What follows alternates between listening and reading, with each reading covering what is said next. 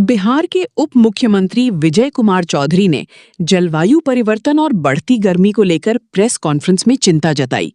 उन्होंने कहा कि आज पटना का तापमान ही 41 से 42 डिग्री सेल्सियस तक पहुंच चुका है। ये केवल बिहार या हिंदुस्तान की समस्या नहीं है, बल्कि पूरा विश्व जलवायु संकट से जूझ रहा है। उप मुख्यमंत्री ने कहा कि वर्ष 2019 में नीतीश कुमार के नेतृत्व में इस संवेदनशील मुद्दे पर गंभीर चर्चा की गई थी और लगातार पर्यावरण संरक्षण को लेकर पहल की जाती रही है। उन्होंने कहा कि अगर पृथ्वी का तापमान 1 डिग्री भी और बढ़ गया तो आने वाले समय में धरती पर रहना बेहद मुश्किल हो जाएगा।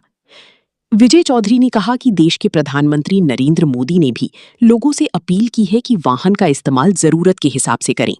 जितना कम कार्बन उत्सर्जन होगा, उतना ही ये मानव जीवन और पृथ्वी के लिए फायदेमंद होगा। उन्होंने इसे पर्यावरण बचाने की दिशा में एक बड़ी और जरूरी पहल बताया। 40 डिग्री टेम्परेचर हो गया। आप सोच के देखिए वहाँ के लोगों को क्या दुर्दशा हो रही है। हम लोग 41-42 होता है, 44 होता है, झुलसने लगते हैं। और ये प्रेडिक्शन है, ये भविष्यवाणी है कि अगर हम लोग सचेत नहीं और इन सब चीजों पर सजग नहीं हुए तो ये तापमान और लगातार बढ़ सकता है। और जो अंतर्राष्ट्रीय स्तर पर संधि है और जिसके तहत है कि ये जो मतलब माना जाता है कि औद्योगिक क्रांति से पहले का जो पृथ्वी का तापमान औसत हुआ करता था 13.5-14% का, वो समझिए आज 15% हो गया। और 1 डिग्री अगर और बढ़ जाएगा, 1 से 1.5 डिग्री अगर औसत पूरे साल का, तो समझिए फिर ये पृथ्वी हमारे आपके रहने लायक नहीं है। तो मेरे कहने का सिर्फ गरज ये कि बिहार सरकार ने बड़े ही संवेदनशीलता से इस मुद्दे पर शुरू से काम किया है, जिसकी शुरुआत हमारे पूर्व मुख्यमंत्री श्री नीतीश कुमार जी ने की थी और वो शानदार पहल थी। और उस काम को आगे बढ़ाने के लिए जो ये मुख्यमंत्री श्री सम्राट चौधरी जी ने इससे संबंधित जो जलवायु परिवर्तन से रिलेटेड हरित कोष बनाने का फैसला किया है, ये सराहनीय और स्वागत योग्य है। और इसमें सब लोगों को योगदान करना चाहिए, तभी हमारा भविष्य सुरक्षित रहेगा। और गांधी जी भी कहते थे कि भाई हम आप तो जो जी रहे हैं सो जी रहे हैं, लेकिन हमारा आपका दैनिक काम या हम आप उतने ही इस पृथ्वी से खींचे कि आने वाले पीढ़ी को कम से कम हम पृथ्वी जैसा पाए जैसे पृथ्वी हम लोगों को मिली है।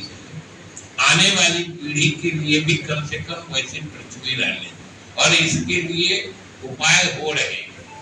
और जब सब कुछ जैसे कार्बन की मात्रा लगातार बढ़ती जा रही है, और जो प्रधानमंत्री का भी अपील आया है, अभी गाड़ी का कम इस्तेमाल करिए, काफिला मत बनाइए, सब लोग हम लोग उस पर अमल कर रहे हैं।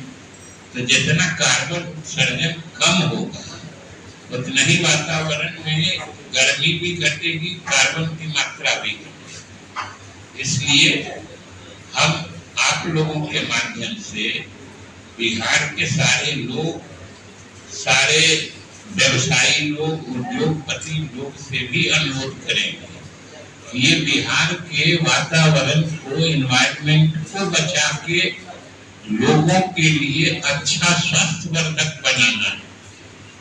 इसमें जरूर सहयोग करना चाहिए और ये बड़ी पहल है, इसकी सराहना होनी चाहिए। और इस मामले में आप मीडिया के साथियों की भी बहुत बड़ी भूमिका है, क्योंकि सबसे अधिक जागरूकता की जरूरत है।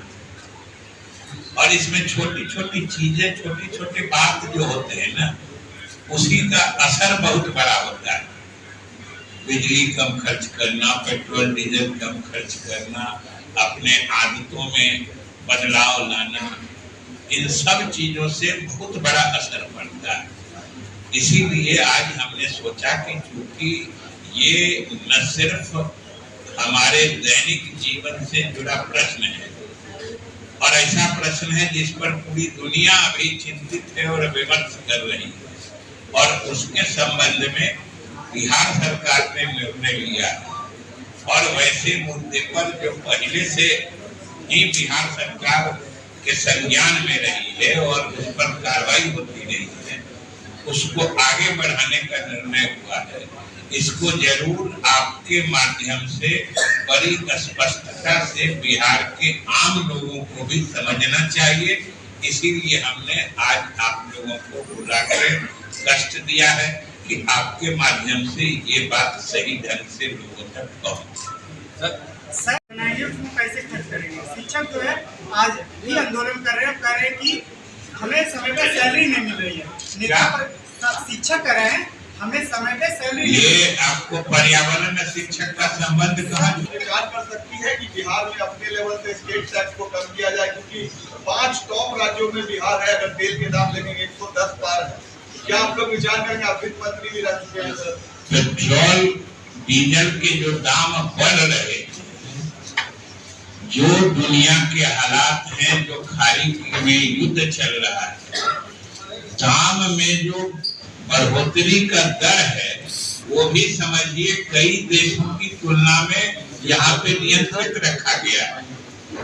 और इसीलिए तो प्रधानमंत्री ने अपील की है कि दाम को नियंत्रित रखने का ही एक तरीका होता है उसकी खपत को नियंत्रित करना। जब खपत नियंत्रित होता है तो उसका दाम खुद नियंत्रित होता है।